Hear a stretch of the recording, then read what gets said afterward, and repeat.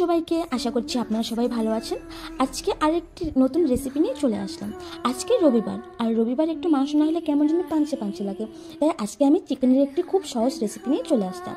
প্রথমে তোমরা যে যতখানি মাংস পারো নিতে পারো। আমি এখানে 1 কিলো মাংস নিয়েছি। ভালো করে মাংস ধুয়ে জল ঝরানোর জন্য রেখে দেবো। তারপর কড়াইতে সর্ষের তেল দিয়ে গরম করে নিয়ে ওই তেলে তেজপাতা, শুকনো লঙ্কা, দারচিনি, এলাচ দিয়ে একটু নাড়াচাড়া করে পেঁয়াজ দিয়ে দেবো। পেঁয়াজটা গোল্ডেন ব্রাউন কালার হয়ে গেলে মশলা দিয়ে দেবো। মশলাতে আছে জিরে, ধনে, কাঁচা লঙ্কা, শুকনো লঙ্কা, হলুদ, স্বাদ মতো লবণ, আদা, রসুন আপনারা বেটেও নিতে পারেন বা মিক্সিতেও দিতে পারেন। মশলা ভালো করে কষিয়ে ভেজে নিতে হবে। এরপর চিকেন দিয়ে ভালো করে আবার কষতে হবে। কড়াইয়ের নিচে লেগে গেলে একটু একটু করে জল দিতে পারেন। ভালো করে কষা হয়ে গেলে পরিমাণ মতন জল দিয়ে কিছুক্ষণ ফুটিয়ে নিয়ে গরম মশলা দিয়ে নামিয়ে নিতে পারেন। আর তৈরি হয়ে গেল চিকেন গ্রেভি।